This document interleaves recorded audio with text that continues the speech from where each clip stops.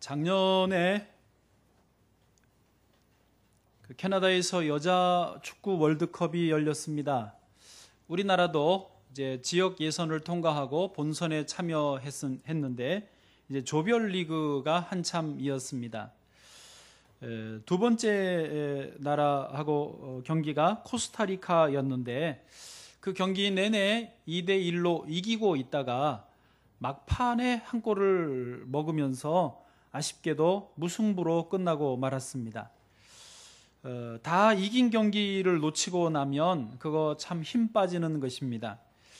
우리 축구 대표팀은 월드컵 여자 축구 월드컵 사상 첫 번째 승리를 따낼 뻔했는데 놓치고 나니까 다 기운이 빠지고 또 사기도 떨어지고 그저 축 처진 어깨로 숙소로 돌아오고 있었습니다. 그때 캐나다의 이제 호텔이었는데 엘리베이터에 막 들어서자마자 거기에 그 한글로 문구가 써 있는 것을 보았습니다. 한번 그거 띄워줘 보시면은요. 왜 그래? 월드컵 끝났어? 스페인 이기면 조 2위다. 가 붙여져 있는 것입니다. 선수들은 눈을 휘둥그레 뜨면서 깜짝 놀랐습니다. 엘리베이터에 내려서 12층 숙소가 있는 자기 복도로 가는데 복도 여기저기에 똑같은 격려문이 붙여져 있는 것을 보고 선수들이 감동을 받았습니다. 알고 보니까 이 글귀는 여자 축구 대표팀의 멘탈 코치로 따라온 윤영길 교수님의 작품이었습니다. 이분은 본래 고등학교 때까지 자기가 축구 선수로 뛰었는데 방향을 바꿔서 서울대학으로 진학을 했고 스포츠 심리학을 전공한 다음에 지금 현재는 한국 최대 스포츠 심리학 교수로 있는 분입니다. 이렇게 대표팀인 해외로 나갈 때마다 멘탈 코치도 따라가서 선수들 심리, 정서 이 부분들을 만져주는 역할을 하는 것입니다. 이 윤 교수님도 코스타리카와 2대2로 비기고 끝난 것을 보고 얼른 승합차를 타고 버스 선수들 본진이 오기 전에 먼저 호텔에 도착해서 이거를 빨리 프린트해가지고 눈에 잘 보이는 곳에 붙여 놨던 것입니다. 정말로 선수들이 사기가 올라갔습니다. 그리고 다음날 새벽에 일찍이 선수들 움직이기 전에 붙여진 종이들을 또 다 떼버렸습니다. 왜냐하면 어제의 부정적인 사건들을 굳이 기억할 필요는 없거든요. 그래서 새로운 날, 새로운 시작으로 하라고 다 떼버렸던 것입니다. 선수들의 분위기가 좋아졌고요. 사기가 올라갔습니다. 3일 뒤에 이제 조별리그 세 번째 경기 스페인하고 했는데 정말 거짓말같이 스페인전을 이깁니다. 전반전은 1대0으로 지고 있다가 후반전에 두 골을 몰아 넣으면서 2대1로 역전 승리를 하고 그리고 아까 말씀드린 여자 축구 월드컵 사상 우리나라가 최초의 승리를 거두고 그리고 저 써붙인 것처럼 스페인 이기면 조 2위다. 정말로 조 2위로 16강전에 진출하였던 것입니다. 할렐루야. 여러분 잘 아시겠지만 세상의 모든 일들은요 실제로 그게 끝날 때까지는 아직 끝난 게 아닙니다. 언제든지 역전될 수 있습니다. 잘 되어가던 일도 막판에 엎어지는 수가 있고 도무지 길이 안 보이는 일도 거짓말처럼 풀리는 수도 있는 것입니다. 그래서요 성경에서는 우리에게 이렇게 말씀하세요. 그런즉 선줄로 생각하는 자는 뭐 할까 조심하라. 넘어질까 조심하라. 또요 우리가 사방으로 우겨쌈을 당하여도 쌓이지 아니하고 답답한 일을 당하여도 낙심하지 않는다라고 말씀하시고 있는 것입니다. 예수님은 그래서요 누가복음 18장 1절에 포기하지 말고 항상 기도하고 낙심하지 마라라고 권면해 주시고 있는 것입니다.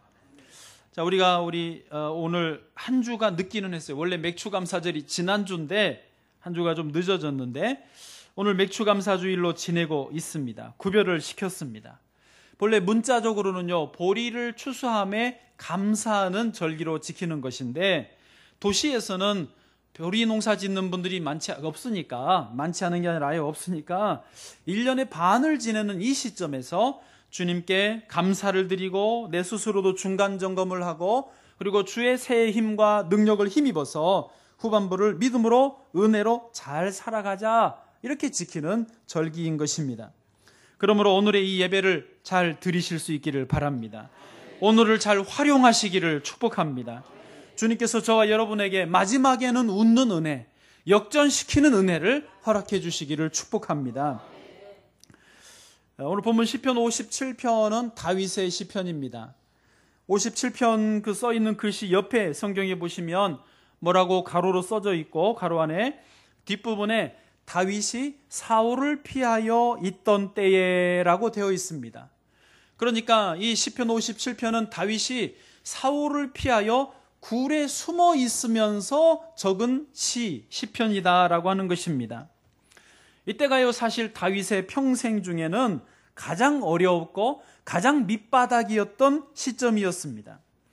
이 다윗의 인생 그래프를 그려본다면요, 위에서 아래로 조금 내려왔고 더 내려오고 더 내려와서 더 이상 내려갈 곳이 없는 밑바닥을 찍는 그런 시점이 바로 지금이라고 하는 것입니다. 사울 왕이요, 무장한 군인 3,000명을 데리고 다윗을 죽이기 위해 추격하고 있었습니다. 다윗은 아무런 잘못이 없습니다. 그래서 내 영혼이 억울하도다라고 말하는 것입니다. 그런데도 사울 왕은 다윗을 미워하고 어쨌든 제거하려고 했습니다. 왕의 신하들, 옆에 있는 신하들은 전에는 다윗의 동료였던 사람들도 다윗을 모함하고 누구도 다윗을 편들어주지 않습니다. 게다가 다윗이 엔게디 광야에 숨어 있었는데 엔게디 지역 사람들조차도 다윗이 지금 여기 숨었습니다라고 사울 왕에게 밀고를 했을 정도였습니다. 다윗은 배신감 때문에 더 절망하고 치를 떨었습니다. 도대체 이 세상에, 이 하늘 아래 이 세상에 자기의 편이 되어주고 자기를 이해해주고 자기를 보호해주고 자기를 도와줄 수 있는 사람은 단 한 사람도 없었던 것입니다. 사면 초가였습니다. 사방에 초나라의 노래만 들려왔습니다. 다윗은 그저 지금 사냥개들의 먹잇감 정도밖에는 되지 않은 것이었습니다. 아무도 다윗을 지켜주지 않고 도와주지 않고 보호해주지 줄 수 없을 이때에 다윗이 할 수 있는 유일한 일은 오직 위를 보는 것이었습니다. 위에 계신 하나님을 바라보고 하나님이여, 하나님이여, 하나님이여, 하나님이여만을 연달아 외치는 것밖에 없었습니다. 실제로 오늘 시편 57편에는요, 하나님이여라고 외치는 말이 4번 반복해 나오는 것을 보실 수 있을 것입니다. 다윗은 이렇게 위를 바라보고 하나님이여를 연달아 외치면서 하나님께 기도하고 하나님을 의지하고 하나님의 도우심을 절박하게 요청하고 또 하나님이 도와주실 것을 믿을 수밖에 없었던 것입니다.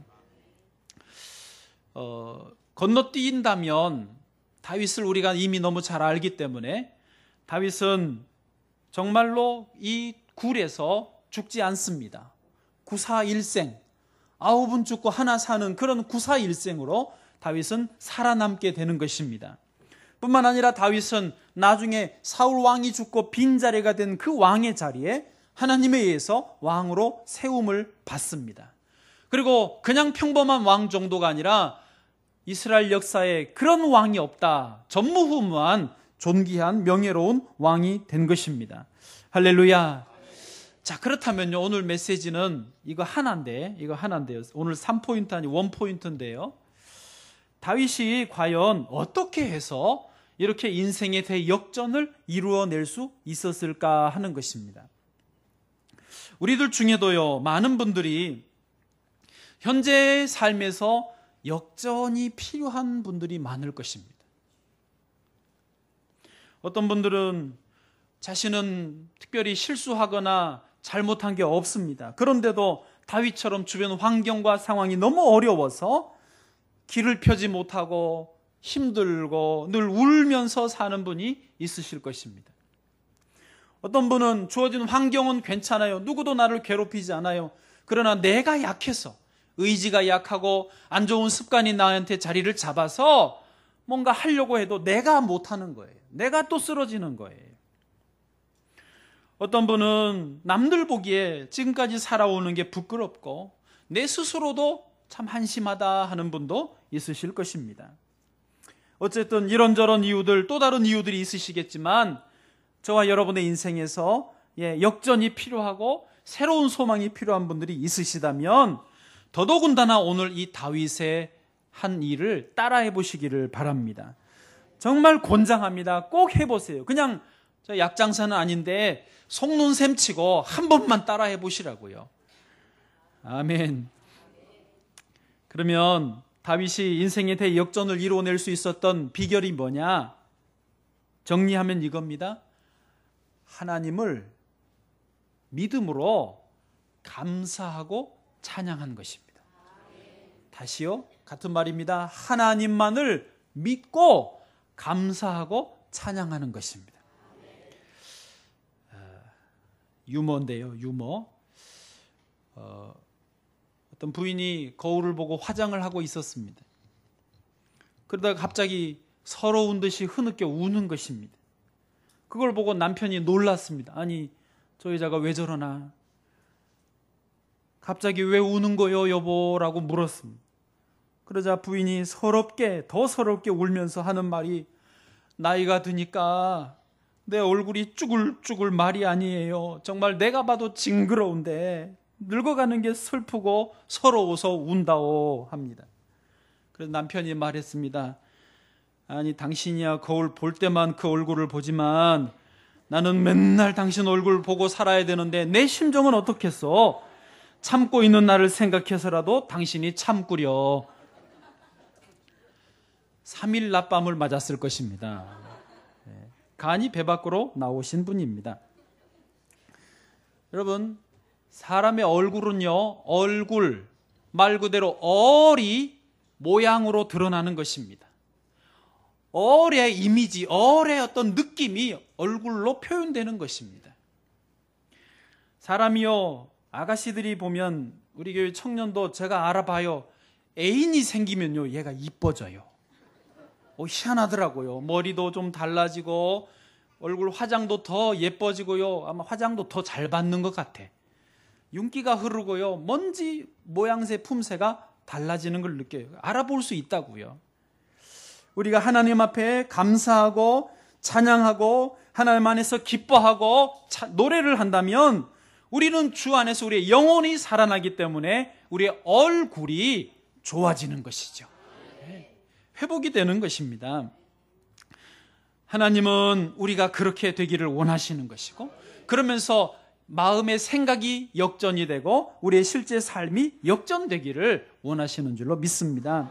오늘 다윗이 그렇게 했거든요. 본문 봐보세요. 6절입니다.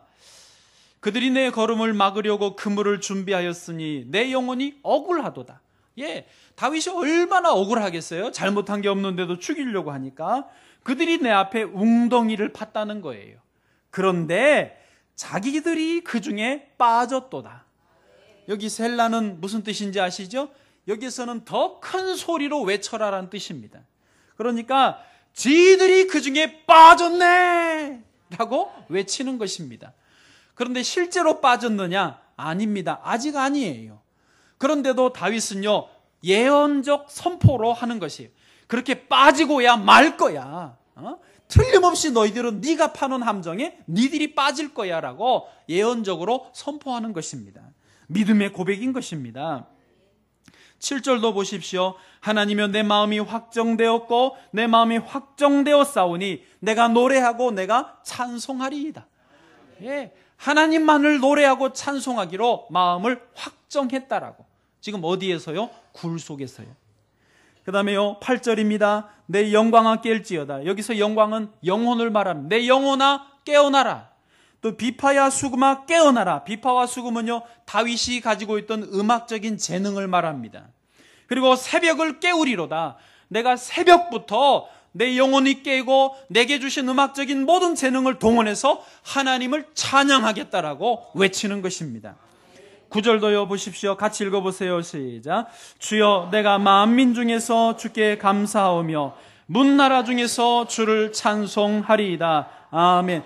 다시 말합니다. 굴 속에 도망자로 있는 숨어있는 주제에 다윗이 말합니다. 내가 만민 중에서 주께 감사하겠다고, 모든 나라 중에서 주님을 찬송하겠다고 두 팔을 벌려 이 연사 외치는 바입니다 라고 한다는 것이죠. 할렐루야. 그렇습니다. 우리는요, 어떤 형편, 여러분 현재 상황이 아무리 어렵다 할지라도 다윗과 같이 하나님을 신뢰하시고 하나님께 감사하고 하나님께 찬양하겠다고 결단해 보십시오. 거기서부터 모든 상황을 역전시키는 것을 경험하게 되실 줄로 믿습니다. 여러분, 단추를 낄 때요, 저는 새벽마다 이 와이셔츠를 늘 입지 않습니까? 그 졸리고 눈이 잘 안 떠지지만 첫 단추만 잘 끼면 됩니다. 네. 첫 단추만 제대로 보고 끼워 놓고는 나머지는 눈 감고 손으로 닿는 대로 그냥 끼면은 저절로 딱 끼워집니다. 근데 만약에 첫 단추를 잘못 끼워 놓고 아무리 이걸 신경을 써서 끼워 봐요, 이게 틀어지거든요. 그런 거 보셨어요? 가끔 제가 보고 웃는데 이게 틀어져요. 왜? 첫 단추를 잘못 끼니까 그렇습니다.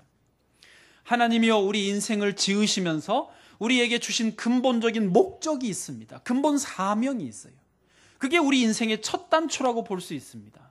그게 제대로 끼어지면요, 나머지 모든 문제는요, 자연스럽게 질서가 잡히고 회복되고 왜곡되었던 것들도 제자리로 돌아온다라고 하는 것입니다.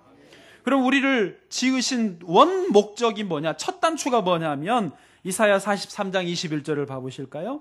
같이 읽어보세요. 시작. 이 백성은 내가 나를 위하여 지었나니 나를 찬송하게 하려 함이니라. 아멘. 하나님이 우리를 지으신 근본 목적, 우리 인생의 첫 단추는요, 하나님을 즐거워하고 찬송하는 것입니다. 하나님을 찬송하는 이게 이루어지면은요, 나머지의 모든 일은 저절로 질서가 잡힌다고요. 저절로 제자리로 돌아온다고요. 역전되어서라도 회복되는 역사가 있다라고 하는 것입니다. 그래서요, 우리 신앙 교리 첫 번째 문답이 있는데 첫 번째 질문이 이거예요. 인간의 제일된 목적이 무엇입니까? 답, 하나님을 즐거워하고 찬양하는 것입니다. 그래요. 첫 번째 질문과 대답, 첫 번째 단추가 인간의 제일된 목적은 하나님을 찬양하고 즐거워하는 거라는 거예요. 그게 되면 나머지 두 번째, 세 번째, 열 번째, 만 번째까지도 자연스럽게 눈 감고도 된다라고 하는 줄로 믿습니다. 여러분, 이치가 그렇다라는 거예요. 근본 목적에 충실하면, 하나님을 온전히 신뢰하고 하나님께 감사하고 하나님께 찬양을 드리는 일에 충실하면 나머지는요, 저절로 되어지는 줄을 깨달으시기를 바랍니다.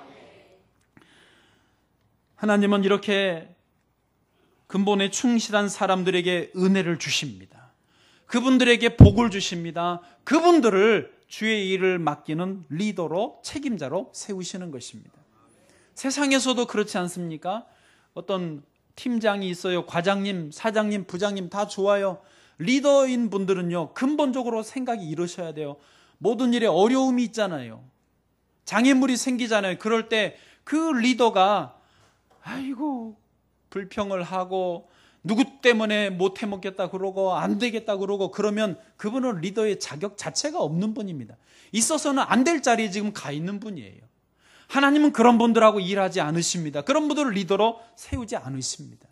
정말 리더는 어떠냐? 어려움이 있을 때, 장애물이 있을 때, 큰 절벽에 부딪혔을 때도 하나님이 우리를 도와주신다. 우리 힘을 모아서 열심히 해보자. 믿음으로 나아가보자. 하나님이 도와주실 것이다. 이렇게 믿음의 말, 긍정의 말, 생명의 말을 하는 분을 리더로 쓰시고 또 그분과 함께 놀라운 일을 이루시는 것입니다. 장신대 총장을 지내신 장영일 목사님이 계십니다. 이분은 완전히 시골 아저씨 같은 분이에요. 충청도 분이신데 또 성격도 좀 내성적이셔가지고 얼굴이 평소에는 하얗시다가 어디 앞에 서거나 뭐 말만 하면 얼굴이 벌개지세요. 저도 좀 붉은 편인데 저보다 더 붉어서 민망할 정도입니다. 이분은 또 구약학을 장신대에서 가르치셨는데 제 느낌으로는 그렇게 잘 가르치신 것 같지는 않아요. 실력은 좋으신 것 같아요. 또 그런 분들이 실력은 좋으시거든요. 근데 이게 목소리도 그렇고 시골 아저씨 같아요. 그래서 목소리가 걸걸해서 도대체 뭔 말을 하시나 알아듣기가 힘들어요. 아마 제가 참 구약을 몰라서 그럴 거예요. 그런데 이분이 장신대 총장을 하셨어요. 네? 총장을 하셨다고요. 이분의 특징, 정말 특징 중에 특징은 뭐냐면 노회에 와서 인사할 때나 설교하러 강단에 섰을 때나 제 일성 첫 마디가 항상 그거예요. 할렐루야, 할렐루야 한 두세 번을 반복을 하세요. 그리고 또 꼭 사족을 붙이세요. 여러분, 제가 왜 할렐루야를 하는 줄 아십니까? 우리는 하나님을 찬양해야만 하기 때문입니다. 할렐루야의 의미가 하나님을 전심으로 찬양하라 그런 뜻 아닙니까? 그래서 저는 여기선 목적도 사는 이유도 하나님을 찬양하는 겁니다. 그래서 할렐루야 하는 거예요. 근데 여러분, 생각을 조금만 해보시면 하나님은 그런 분을 총장으로 세우는 거예요. 실력이 있어서, 재주가 좋아서, 인간적으로 재빨라서 아닙니다. 근본 목적에 충실한 분을 지도자로, 최고의 리더로 세우시는 것입니다. 이분이요, 아파트를 4번 이사하셨대요. 지금 사는 아파트가, 그 총장 때 사는 아파트가 제일 큰 아파트 평수래요. 왜? 총장에게 주는 아파트니까 제일 좋은 평수라는 겁니다. 그런데 누가 질문을 했습니다. 총장님, 지금까지 4군데 중에 어떤 아파트가 제일 좋았습니까? 대답하십니다. 크기가 중요한 게 아니었고 평수가 중요하지 않았고 할렐루야, 찬양이 있는 아파트가 제일 좋은 아파트였다라고 정말 우문현답을 해주셨습니다. 그렇습니다. 오늘 말씀의 신비가 바로 이것입니다. 우리는요, 상황이 이해되어서 찬양하는 게 아닙니다. 결론이 좋아서 감사하는 게 아닙니다. 그저 하나님을 신뢰하기 때문에 감사하고 찬양하는 것입니다. 어떤 분은요, 이렇게 물으실 수 있습니다. 목사님, 하나님을 믿고 감사하고 찬양하라는 말씀은 좋은데 내가 지금까지 살아온 나를 돌아보면 나 하나님을 잘 믿지도 못했습니다. 그렇게 많이 봉사도 못했습니다. 오히려 세상에서 욕심으로 바쁘게 지내다 보니까 죄도 많이 지었고 서운한 것, 약속한 것도 지키지 못한 것도 많았습니다. 그런데 지금 와서 내가 생뚱맞게 할렐루야 하면서 주님을 찬양한다고 역전시켜달라고 나오면 이거 너무 낯뜨거운 일 아닙니까? 라고 물으실 수 있겠습니다. 그러나 여러분, 분명히 아셔야 되는 게 하나님은 우리에게 믿음 생활의 길을, 신앙 생활의 길을 복잡하게 만들어 놓지 않으셨습니다. 아주 심플하게 만들어 놓으셨어요. 어린아이도 이해할 수 있게 해요. 혹 많이 배운 분이나 많이 못 배우신 분도 누구든지 세상 어느 민족의 사람들도 이해할 수 있도록, 받아들일 수 있도록 신앙의 길을 열어놓으셨습니다. 하나님은요, 우리에게 예수 그리스도 안에서 그저 믿음으로 받아들이라고, 믿음은 순간이라고, 은혜는 순간이라고, 축복은 순간이라고 해놓으신 것입니다. 제가 욥기를 읽다가 깨달은 게 있었는데요. 고난을 당한 욥을 찾아와서 그 세 친구들이 계속해서 욥을 비난하고 공격하는 논리가 있는데 그게 뭐냐면 권선징악이더라고요. 욥의 친구들이 욥을 공격하면서 네가 분명히 뭔가 죄를 지었으니까 하나님께 벌 받는 거 아니냐, 너가 잘했으면 왜 하나님이 벌을 내리시겠느냐, 복을 주시지. 권선징악이에요. 근데 욥은 그게 아닙니다. 나는 하나님의 자녀고 하나님은 나의 아버지이신데 그 관계성 속에서 욥은 계속 외칩니다. 주여 나를 불쌍히 여기소서. 그가 나를 단련하시는 후에는 내가 정금같이 나오리라. 그 관계성 속에서 자기를 찾고 자기를 분명히 증명하려고 한다는 것입니다. 여러분, 많은 사람들이요, 하나님을 믿는 이 신앙, 은혜와 복을 받는 이 신앙을 권선징악으로만 생각합니다. 율법적인 생각으로만 이 틀을 벗어나지 못하는 거예요. 그러지 마세요. 그걸 넘어서시기를 바랍니다. 하나님은 우리의 아버지이십니다. 우리는 주님의 자녀들입니다. 부모님들 생각해 보십시오. 자녀들이 뭘 잘해서 먹이고 입히고 대학 보내고 결혼시키고 애 낳으면 손자 손녀까지 봐주는 게 잘해서 봐주십니까? 그런 걸로 따지면 택도 없지요. 딴 데 가서 알아봐. 너가 한 게 뭔데 나한테 와서 애를 봐달라고 그래? 흥 하고 하실걸요. 그러나 왜요? 내 자녀니까, 내 새끼니까, 그 관계 때문에 돌봐주시는 거 아닙니까? 자녀들도 마찬가지예요. 뻔뻔하게도 참 말도 안 듣고 고집도 세고 그렇게 사고만 치면서도 또 문제 생기면 누구한테 와요? 부모님에게 오는 거 아닙니까? 그게 자녀라고요. 그게 부모 자녀의 모습이라고요. 하나님은 우리에게 그거를 원하시는 거예요. 우리가 뭘 잘해서 아닙니다. 우리는 그저 아버지 하면 그 순간에 끝나는 거예요. 하나님이요 하나님이요 하면 그걸로 하나님은요 이미 마음이 다 녹아내리시는 거예요. 어서 와라 어서 와라, 내가 너를 기다렸다. 30년을 기다리시고 50년을 기다리셔도 하나님은 그걸 길게 느끼지 않으시고 회복해 주시는 줄로 믿습니다. 그러므로 여러분, 나를 너무 고민하지 마십시오. 내 행위, 내 모습을 너무 들춰내지 마십시오. 그냥 있는 모습 그대로 주님께 나와서 하나님만을 신뢰하고 감사하고 찬송을 시작하시기를 축복합니다. 골고다 언덕에 있었던, 예수님 우편에 있었던 죄인도 그 자리에서 예수 그리스도를 믿음으로 고백하면서 낙원에 주님과 함께 있게 되었던 것입니다. 다시 말합니다. 믿음은 순간입니다. 인생이 역전되는 것은 순간입니다. 그러나 주 안에서만 가능한 줄로 믿습니다. 자, 이제 영상을 하나 보시겠는데요.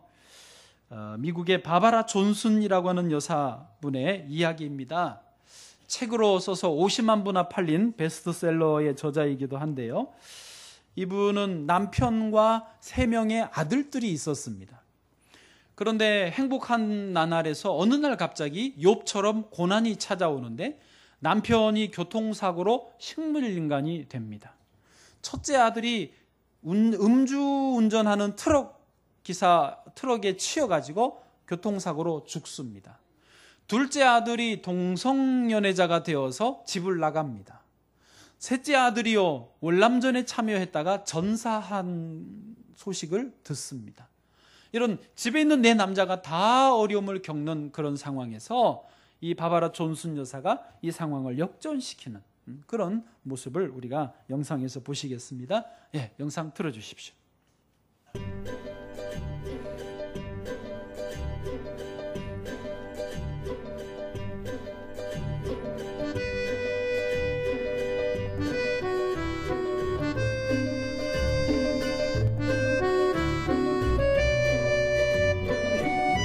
Kid, it's like getting a life sentence in prison and no hope of parole.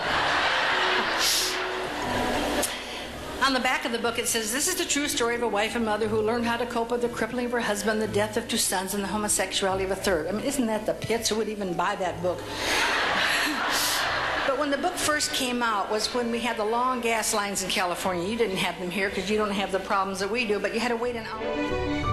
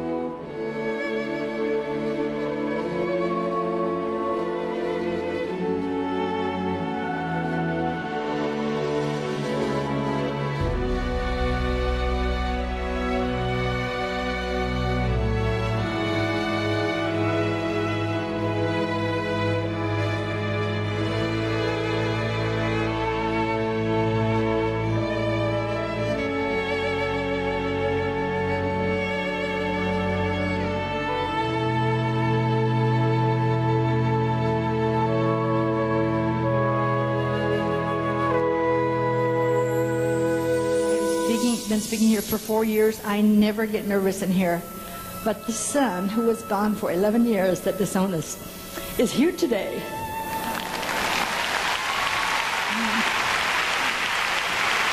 이놈이라고 둘째 아들은. Stand up.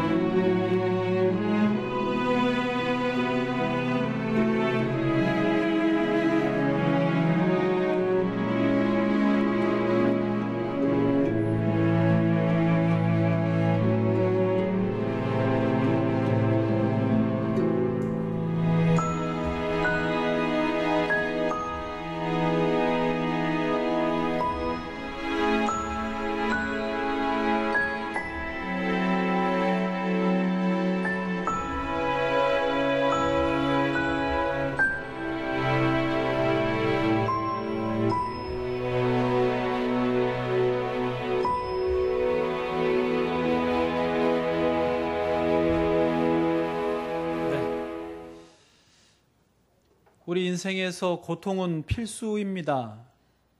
싫고 거부하고 싶지만 고통은 필수라고 합니다.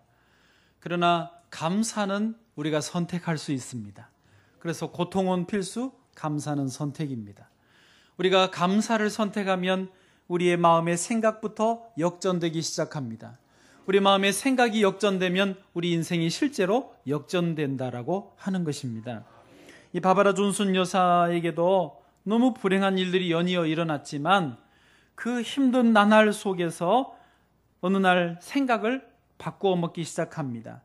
하나님이 생명의 주인이시고 하나님이 내 삶의 주관자이시라고 한다면 이런 내가 느끼기에 불행한 일들을 하나님이 허락하시지 않으신 건가? 그렇다면 내가 할 수 있는 일은 감사하는 것이다 라고 선택을 시작했습니다. 그래서 날마다 감사를 심기 시작하자 놀라운 일이 실제로 일어난 것입니다. 식물인간 된 남편이 깨어나고 동성애자로 죄를 지었던 둘째 아들이 돌아오게 되었다라고 하는 것입니다. 할렐루야. 여러분, 그 감사를 선택하는 게 그 어려운 중에 얼마나 어려웠을지는 우리가 그저 상상만 해볼 수는 있습니다. 쉽지는 않았을 것입니다. 그러나 선택을 하면 그 이유는 하나님께서 책임져 주시는 줄로 믿습니다. 우리 인생의 그래프들을 각각이 다 그려보신다면요, 사실 좀 안 좋은 케이스가 이런 그래프지요. 젊을 때 잘 나가다가 위로 쭉 가는가 싶더니 교만해져서 이 겸손의 훈련이 안 돼가지고 팍 꼬꾸라졌는데 그 뒤로 회복을 못하는 경우, 올라가다가 팍 꺾어져서 밑바닥으로 끝나는 경우가 참 불행한 모습입니다. 어쩌면 그보다 더 불행한 그래프는 그냥 밑바닥에서 계속 그대로만 가는 경우가 있습니다. 그런데요, 가장 성경적이고 대체로 가장 이상적으로 그리는 그래프는요, V자입니다. 좀 힘들어서 어려움을 겪어 밑바닥을 다윗처럼 치지만 거기서부터 다시 하나님을 의지하고 감사하고 찬송하면서 하나님의 도우심으로 올라가는 거지요. 계속해서 올라가는 V자입니다.